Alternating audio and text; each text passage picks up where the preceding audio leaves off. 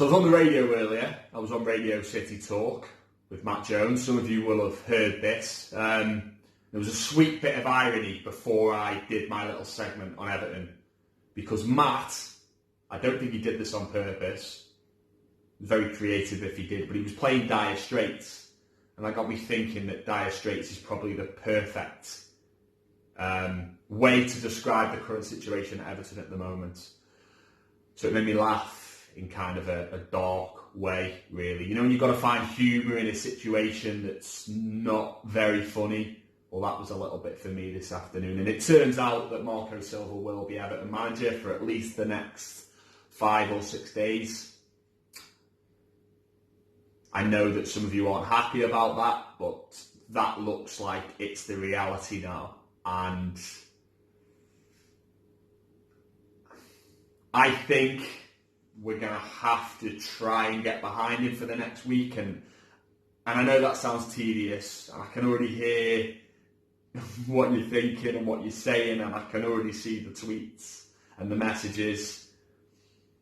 But we don't really have another option at the moment. And there's a massive spotlight shining on the football club at present. The media is very focused on us, and by extension, then focused on the fan base.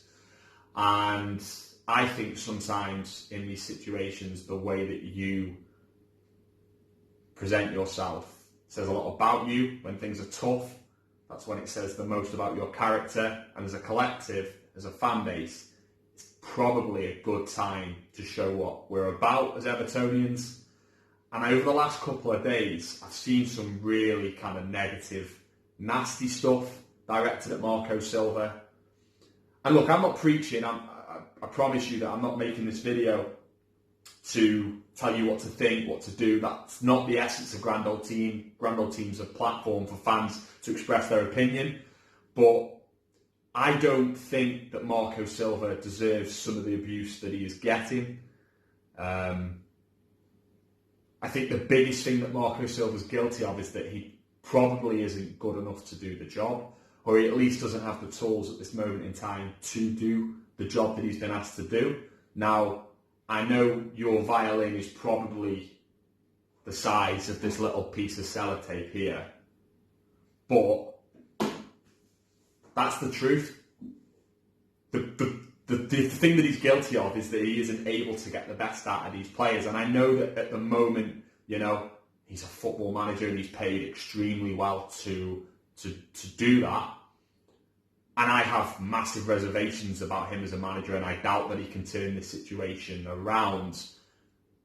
But in the meantime, I don't think he deserves some of the abuse that he's getting. I understood the reaction to Norwich's second goal on Saturday. I understood that because we were all frustrated inside the ground. But some of the stuff I've seen since doesn't make us look very good, especially facing the side of our beautiful old historic stadium that we're all incredibly proud of. And again, you know, I promise I'm not preaching, or I'm not trying to preach anyway, but if you're responsible for that,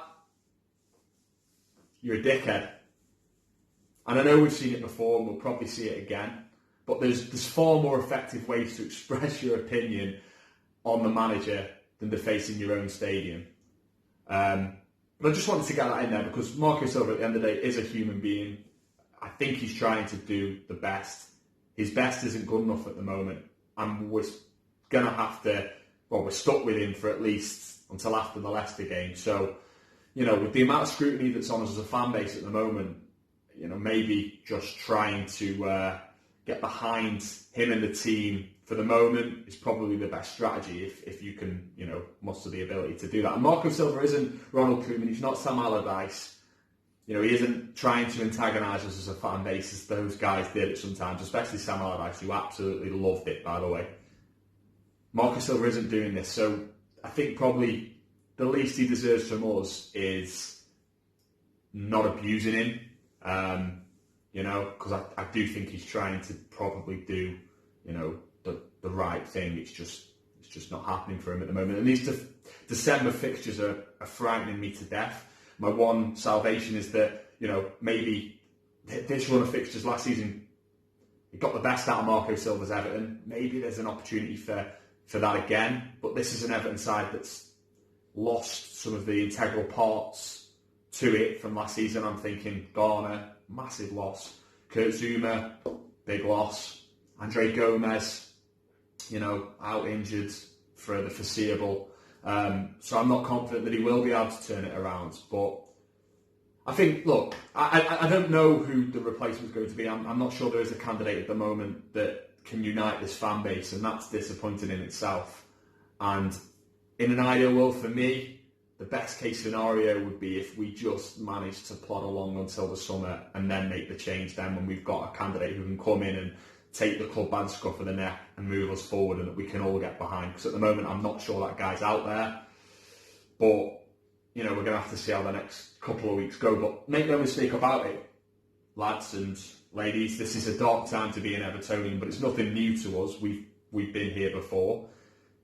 That lot across the park aren't making it any easier. They're European champions, they're running away with the Premier League, and that kind of just intensifies our situation. But as I said, as Evertonians, we're used to this kind of stuff, and things sometimes do get better. For a bit of perspective, I've been reading Jim Cahogan's book, again, Everton in the 90s, the highs, lows and Bakayokos, and there were numerous of times when things were a lot worse than this, and they got better. So, maybe things will get better for us, but that's the point of this video, really. Obviously, the big news today is that Marco Silva probably will be in charge for the Leicester game, and I suppose I'm just trying to make you all feel better to a certain extent. It's my good deed for the day, Maybe there's a bit of light at the end of the tunnel. It's Everton, so it'll probably be a fucking train, but you get my point.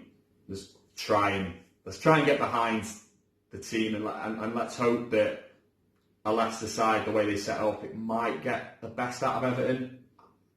Like you, I'm sceptic, but let's just try and remember that the focus is on us as a fan base, and with a lot of people are scrutinising probably what Evertonians are doing and saying. So let's just fingers crossed that things do turn around. And if they don't, then the club have got to try and find a solution. And it might not be the medicine that we want to take again, but it might be the medicine that we need to take, is all I'm saying. Anyway, this is Fan Ales. These are Everton-inspired beers. I make them from the shed outside. You get a lager, a pale ale and a dark beer. You order them online. I send them straight to your door. They make the perfect gift for Christmas. I'm Adam Partington. Remember, you can get me on Twitter and Instagram at @PartAdam. Remember to like, share and subscribe to the channel. And thanks for watching GrandOldTeam.